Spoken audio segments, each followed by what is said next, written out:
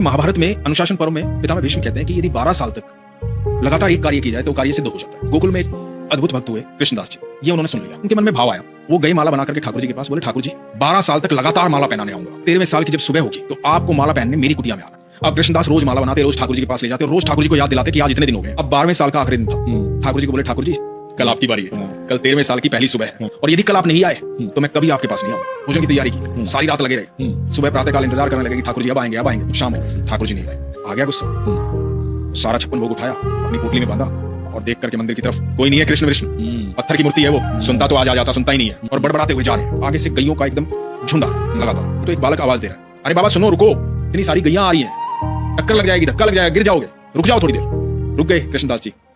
तो बालक बोला कि बड़ी खुशबू आ रही है आपके झोले से, खाना खाया नहीं आपने शायद, तब तक गैया जाए बैठ के खा लो। बोला नहीं मुझे नहीं खाना। क्या हुआ, क्या बात हुई? लाडला है ना वो कन्हैया, अरे बहुत रख रहे हैं उसके, 12 साल गया हूं माला पहनाने, एक दिन बोला था एक दिन मेरे पास आ जाना, नहीं आया, सुबह से लेकर के शाम हो गई, अब जा रहा हूं यहाँ से। तो बालक बोला बाबा इतना गुस्सा क्यों हो रहा है? मुझे भी भूख लगी, मैंने भी सुबह से कुछ नहीं खाया, सुबह से गैया चरा रहा हूँ।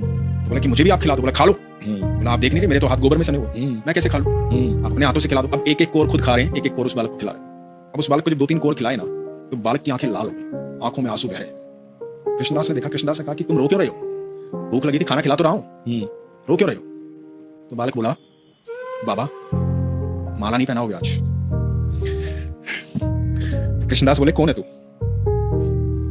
मैं ही तो हूं, तुम्हारा कृष्ण। बोला बाबा जब तुम माला पहनाते हो ना मुझे ऐसा लगता है कि मेरा आलिंगन कर रहे हो। आज सुबह से वो आलिंगन महसूस नहीं हुआ, सुबह से इंतजार कर रहा था, भक्तों ने बहुत भोग लगाया पर मैंने किसी के हाथ का खाना नहीं खाया, मुझे मेरे कृष्णदास के हाथों से खाना खाना।